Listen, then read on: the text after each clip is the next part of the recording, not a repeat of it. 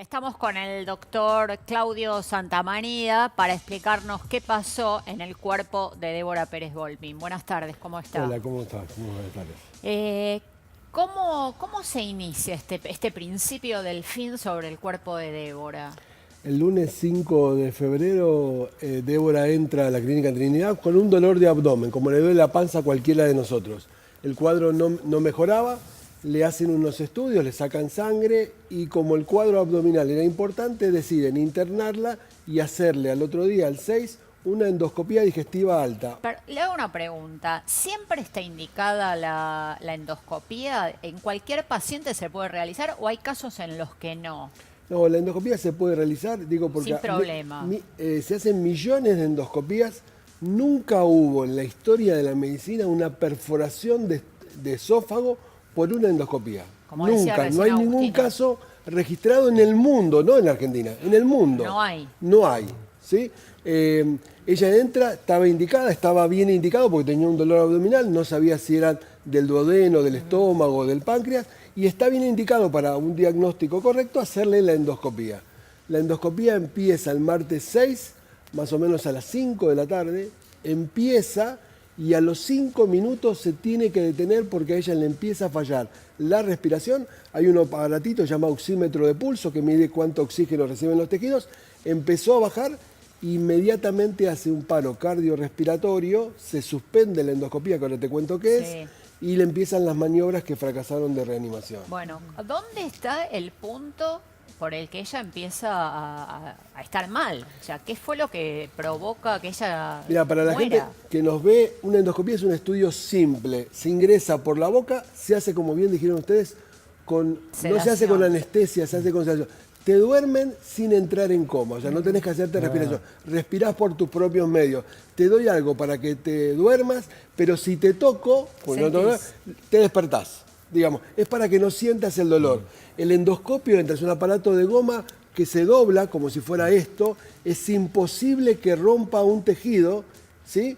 Tiene 3 canales. Uno tiene una luz, el endoscopio, el otro tiene una cámara de televisión que lo ve en un monitor y en el otro tiene un agujerito por donde inyecto aire. Ingresa por la boca, pasa a la garganta, que se llama faringe, y después entra por el esófago, que es este tubo que está claramente acá, atravieso todo el tórax hasta que llego al estómago y puedo seguir por el duodeno. Todo ese recorrido el médico lo va viendo en un monitor. La cámara se enciende antes que vos ingreses, o sea que vos ves la boca, la garganta. ¿Por qué? Porque si te llegás a equivocar, podés entrar a la vía respiratoria, Claro. que es la tráquea. Ahí está la laringe, que es esto, la nuez de Adán, y vos lo podés ver claramente. Entonces vos vas viendo qué pasó. ¿Qué pasa ahí? ¿Qué pasa ahí? Normalmente esto, para poder graficarlo, yo te traje, el esófago es como esto, un tubito que normalmente está colapsado. ¿Cuándo se agranda? Cuando pasa la comida tomamos un vasito de agua. ¿Qué hace el endoscopista si está colapsado? Yo te traje otro acá para que puedas hacer. Tiene en el aparato un regulador, una bomba que yo puedo inyectar aire. ¿Qué hago esto? ¿Qué hago acá? Lo puedo ir dilatando y con eso ¿qué hago? Veo si tiene lesiones en la pared, si está sangrando, si hay una úlcera y a medida que voy progresando voy viendo. Como la punta es blandita, nunca puede lesionar. Eso lo hizo la endoscopista, le da aire.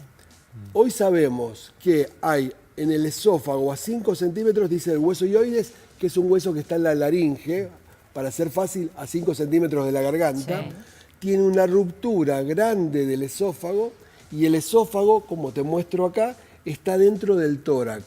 Se rompió esta pared, es como si yo voy a hacerlo lo corto, va a flotar. El aire se escapó de acá y pasó al tórax, que están los pulmones y el corazón.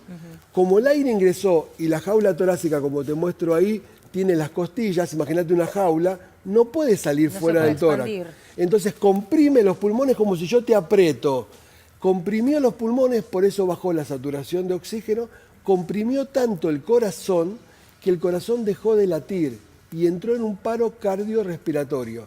La anestesista y la avisa al endoscopista, suspender el procedimiento y ella intenta empezar las maniobras de reanimación. Si se pierden me dicen, ella con este equipo que se llama laringoscopio, es un aparato que ponemos por la boca Para llegar a esto, te traje una grande para que se pueda ver. Esta es la laringe, lo que vos llamamos nuez de Adán. Con esto llego a través de la boca acá, llego a esto de acá y le pongo un tubo que ella no pudo hacerlo, la endoscopista. Este tubo que es un tubo endotraqueal, ¿para qué? Para que llegue aire a los pulmones. Esto no lo pudo hacer, le puso una cánula en la boca y empezó a insuflar con un ambú que es como una pelota de rugby. Eso que hizo, empeoró la entrada de aire por la ruptura, llenó de aire el tórax, llenó de aire el abdomen, por eso el informe dice barotrauma, un trauma por aire que entró a presión, comprimió el tórax, comprimió todas las vísceras del abdomen, le llamamos médicamente neumoperitoneo, ¿sí? Y hubo tanto aire que en la autopsia encontraron, por eso te traje, aire en el cerebro, una cosa que nunca la vimos en medicina. Digo, entró aire a presión, o por el endoscopio, o se equivocó el endoscopista, o por las maniobras fallidas de reanimación. Me quedé en unos pasos atrás, cuando Sí. usted rompe recién El la esófago, gomita. sí. ¿Eso qué lo provoca, esa ruptura? Eso puede saber todavía, eso se tiene que confirmar. Hay 3 opciones. Una cosa que se decía es el endoscopio. El endoscopio es una goma así, es imposible, no hay, yo te decía, y ustedes lo dijeron en el informe de ustedes, es imposible que el endoscopio rompa la pared de un órgano que no está roto. ¿Sí? Muy importante. Entonces, ¿qué puede haberlo roto?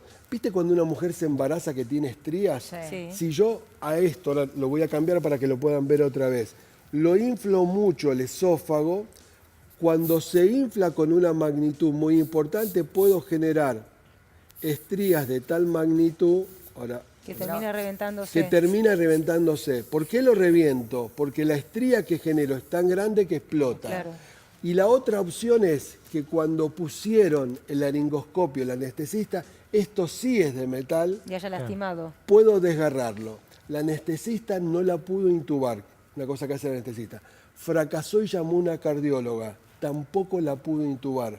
Fracasó la cardióloga y vinieron 2 terapistas de terapia intensiva, tampoco la pudieron intubar. Ahora, perdón, ¿cómo puede ser que 4 profesionales que se supone que están preparados para realizar esa maniobra, ninguno puede realizarla? Bueno, por eso hablamos de mala praxis, no solo del endoscopista y del endoscopio, que parecería que la clínica cambió porque tenía una falla en la introducción de aire, sino también falló la anestesista, las maniobras, porque aire podía haber entrado.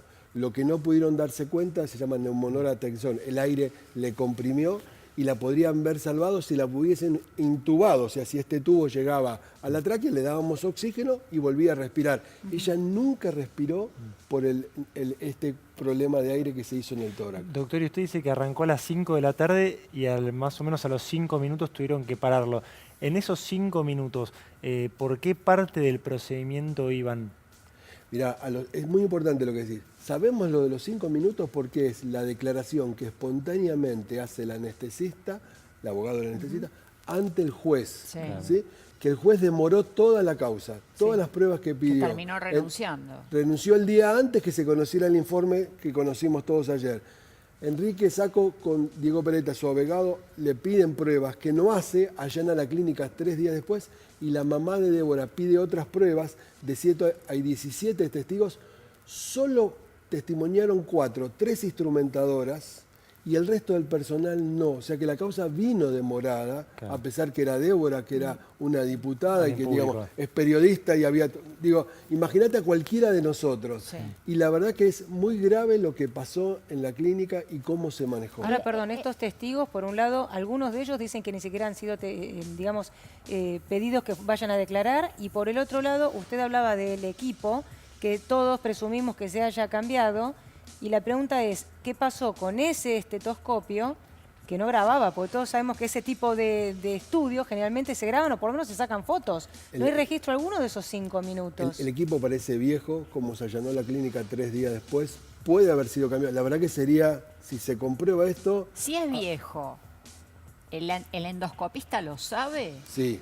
Lo sabe. Acá hay 2 cosas importantes. Los endoscopios son nuevos, los que muestra la clínica. En el quirófano 6, ellos dicen que estaba este que es viejo. Si se cambió, digamos, sería obstrucción de la justicia, es una Claro. causa penal. Este no graba, se podría sacar fotos, se puede ver, digamos, podría ser. Lo raro es que sea tan viejo, porque en general la Trinidad tiene equipos nuevos. Claro. Por eso llama la atención. Y se dice extraoficialmente que el equipo que estaba en el quirófano 6 fallaba en esta administración de oxígeno, que por eso entró aire masivamente, que fue el cuadro que le provocó la muerte. ¿Pero eso el endoscopista lo regula o no, o no sé cómo? Esta pregunta que haces es muy importante. Los equipos son de la Trinidad. Él era un contratado externo. Si a vos te dan un equipo, yo cuando tomaba una guardia, Claro. revisaba si los equipos. Si el equipo no estaba en condiciones, no puedo tomar la guardia. Se supone que la clínica le dio un equipo en condiciones y él tiene que haberlo revisado antes de empezar, si no es negligencia de él. Claro. ¿Sí? Y si no, pedir otro, porque había otros endoscopios en ¿Se la clínica. sabe si antes de Débora había hecho otra? No trascendió Dato. esa Ese posibilidad. dato, claro. Esa posibilidad. Por eso es importante, y es muy importante los datos que conocimos ayer, que revelan que realmente hubo una falla del endoscopista, del equipo y también del anestesista en las maniobras de reanimación, porque el esófago está roto por laceración. Quiere decir que se desprendió el tejido. No es que tenía una úlcera o estaba lastimado antes. Se insufló de tal magnitud que se desmembró el esófago. Hizo que el aire pasara para el tórax, eso le comprimió los pulmones y le generó Doctor, el cuadro Perdón, del paro. para la gente que por ahí no entiende lo de insuflar y que esto y que el otro, hablando en criollo sería como la que la inflaron de más y la terminaron reventando. La insuflación, lo describió ayer Diego, fue masiva y mortal.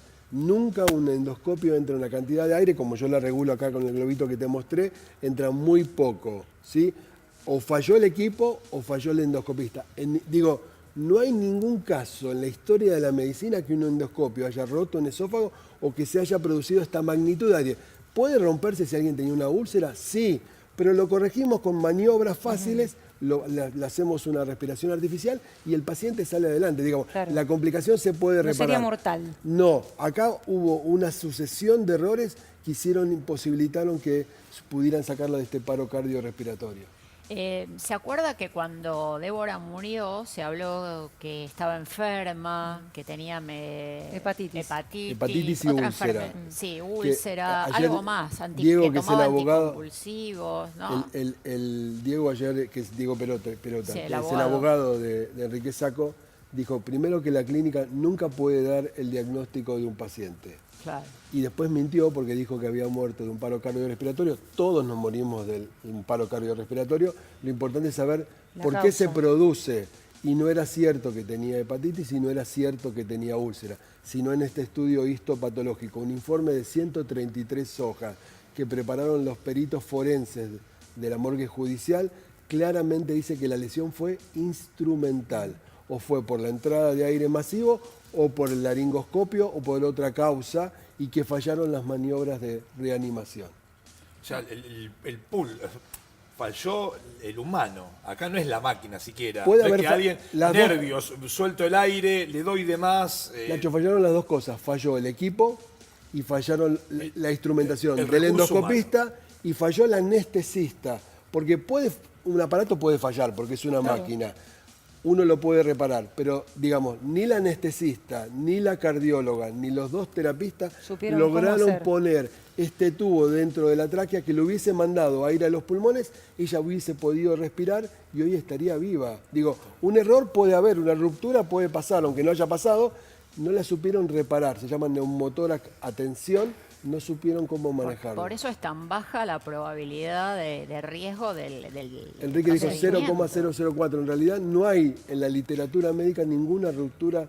Digo porque mucha gente se tiene que hacer. Claro, Yo me hago Sí. endoscopías porque mi abuelo murió de cáncer de colon. Entonces cada 5 años me hago una endoscopía alta y baja para ver si tengo pólipos. Digo, Claro. y la endoscopía es diagnóstica y de tratamiento, te salva, porque si vos estás sangrando, te puedo cauterizar la herida, te puedo hacer un diagnóstico. Digo, es importante para la gente que nos ve para que pierda Que el no miedo. entren en pánico. Sí, me parece más importante ese mensaje. Por otro lado, doctor, y entrando en la cuestión que tiene que ver con la prevención y demás, y este mensaje último me parece que nos da pie al tema de el posible rebrote de sarampión y el tema de las vacunas. Mira, ahí te voy a dar una primicia. Ayer estuve en el Ministerio de Educación. ¿Se acuerdan que todos conocimos el caso de una beba de 8 meses? Sí. Ayer en el Ministerio de Educación nos confirmaron que hay 3 casos en la ciudad de Buenos Aires. El Ministerio de Salud y de Educación, en una tarea conjunta, están circulando a todas las escuelas de gestión estatal y de gestión privada, le van a pedir a todos los papás de los chicos de 1 año y de 5 o 6 que presenten el certificado médico. La escuela va a tener que mandar la nómina de alumnos, ¿sí?, y los certificados adjuntos, porque lo que el ministerio quiere ver es cuál es la cobertura. Porque el virus del sarampión solo vive en los humanos. Por eso Argentina había erradicado el sarampión en el año 2000. Estos casos son importados. Si estamos todos vacunados, el virus no puede circular. Claro. Si muchos papás no vacunan, el riesgo es grave. La porque vacuna es una sola vez. 2 dosis. Una Pero los, es una sola vez. Las 2 dosis una vez y Me doy la listo. primera dosis a los 12 meses, al año de vida, A y a los los 11. 5 y 6 años cuando ingreso a la escuela primaria. Con eso quedo Ya cubierto, ya está. Y nosotros, que yo que soy del 58, los que nacieron antes del 65 no se tienen que vacunar. Algo de la beba de 8 meses, que está bien, la beba de 8 meses está bien, pero no tenía edad para la vacuna, o sea que se contagió. Por eso se contagió. Si alguien tiene sarampión, el 80% de la gente que está alrededor se contagia. ¿Sí? Porque cuando vos tosés, el virus queda en el aire 2 o 3 horas. Entonces, un familiar, un amigo en el colegio, en el subte, Claro. en el colectivo. Por eso es importante. La gente dice, bueno, no pasa nada. Cada 1000 infectados de sarampión se mueren 2 o 3 chicos. Produce muerte por neumonía, por encefalitis, el cerebro se inflama, puede dar sordera y puede dar trastornos de bronquitis muy serios. O sea, es cierto que en 998 chicos se curan sin problema, Claro. pero 2 se mueren. A ver, lamentablemente, digo lamentablemente, hay una corriente o hay corrientes de pensamiento en donde... Antivacuna. Antivacuna. Esto es, muchachos, hay que vacunar. O sea, Nacho, lo que decís es muy importante. En 1998, un médico gastroenterólogo inglés dijo que la vacuna del sarampión producía autismo. ¿Qué quería hacer ese médico? Quería derribar la vacuna actual, vender otra vacuna y ganar 116 millones de dólares vendiendo. La publicó en una revista muy prestigiosa, se llama The Lancet. Descubrimos en el 2004 que era falso la investigación. En el 2010 le retiraron la matrícula a este médico y eso fue denegado porque no es cierto que él falseó la investigación. Mucha gente cree que esto es cierto y en realidad las vacunas salvan vidas. espectacular. Doctor, muchísimas gracias No, por gracias a visitarnos. ustedes por Muchas la gracias. invitación.